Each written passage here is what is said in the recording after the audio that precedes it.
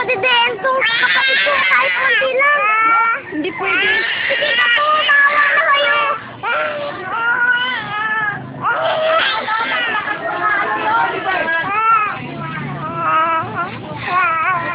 Aling Trising, baka pwede niyo naman pong padidiin itong kapatid ko.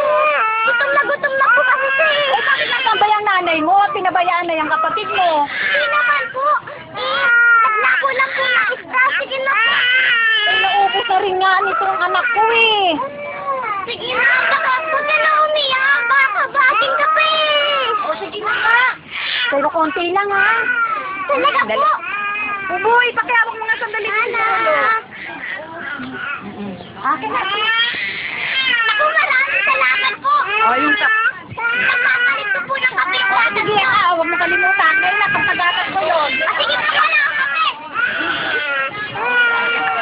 Maganda at pinakamabuting babae na kilala. Rose! Rose! Narinig mo? Himaan mo na daw sila, Berto. Matutupad na yung mga pangarap nila. Talaga? Oo. Hawak mo na sila sa mga mag-ibig ka. Magkasang tayo kung sila. Magdalena. Salamat. Dahil lagi kang nandun.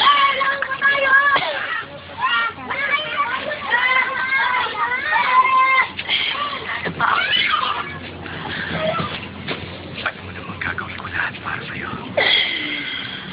Sinabi ko naman sa'yo magpatingin ka na sa doktor eh. Nagtinka ka pa. Lina, Maniwala ka lang sa mga pangarap. Lina, patay mo na yung radyo mo yan. Rindig-rindi na ako dyan. Alam mo, kung mas lalong lumala yung ubo mo, mas lalaki ang problema natin. Lina, saing mo na tong bigas na dala ko. Lika na. Dagdagan mo tong kamote ha, para dumami. Junior! Ikaw na magsaing. Naglalaba pa yung kapatid mo eh. Hindi gawaing lalaki ang pagsaing. Lina! Po. Ika rito. Hingi mo yan.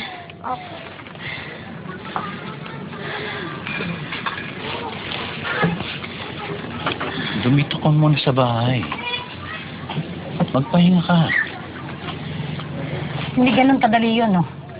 Ito nga tayong dalawa na nagtatrabaho, hindi pa rin sumasapat. Nak, yung pinagugasan mo ng bigas sa gawin mo nga makain ni Melian. Magutom na yung kapatid niyo. Nay, napadede na po ni ate kay Aling Trising.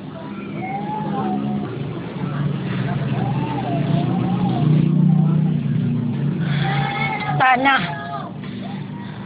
Kung may pangarap lang sana sa buhay ang ama niyo, sana hindi tayo nagkakaganito.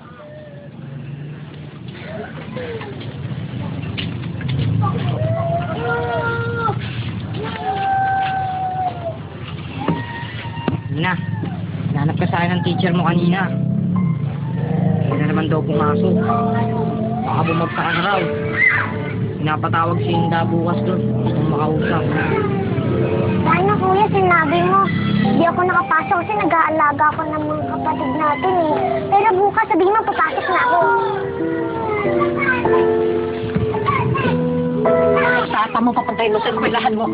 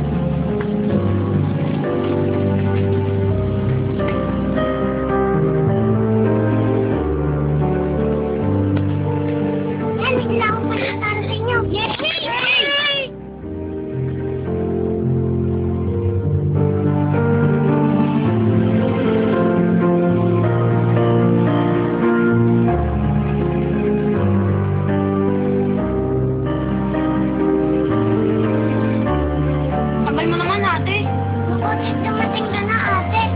Kanina ka pa nga hinihintay niya na Joey eh. Kaso nakatulog na. Pasensya na kayo, ha? Di ka tulungan mo ko.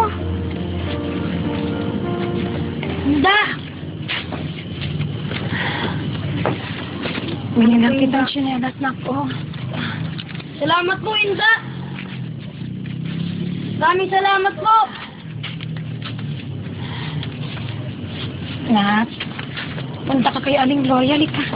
Bigay mo pa sa kanya kasi ngayon yung pangako ko eh. Sige po. Okay.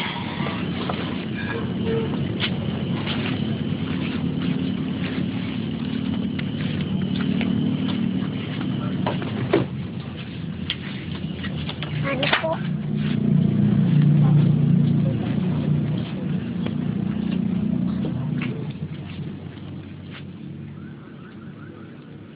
Pag hindi pa daw tayo nakapagbayad, magsasampa na ng kaso si Mrs. Romano. Di bale, gagawa ko ng paraan. Lalapitan ko ang kapatid ko. Yun naman palagi sinasabi mo eh. Gagawan mo ng paraan. Gusto mo ng malaking pamilya pero hindi mo kayang panindigan. Tingnan mo. Yung isang pusing sa kinita ko ngayon, walang napunta sa atin. Lahat nasa utang.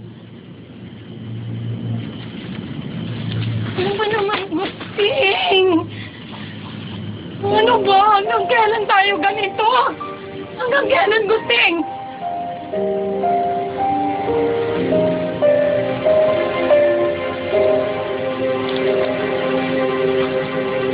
Tata, paano niyo po natitiis ng Inda?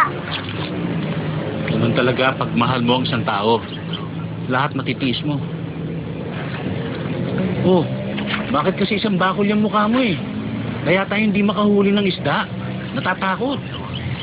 Tata naman eh. Ano, hindi ka mangingiti? Kung hindi ka ngingiti, hindi ako hihinga. Tata talaga. Kita mo na yan.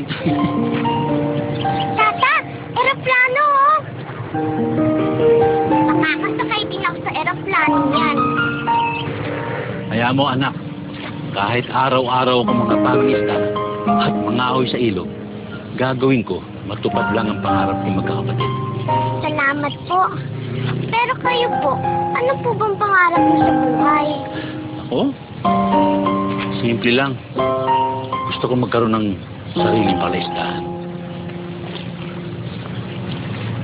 Tatay, tingnan niyo po oh. May huli ka?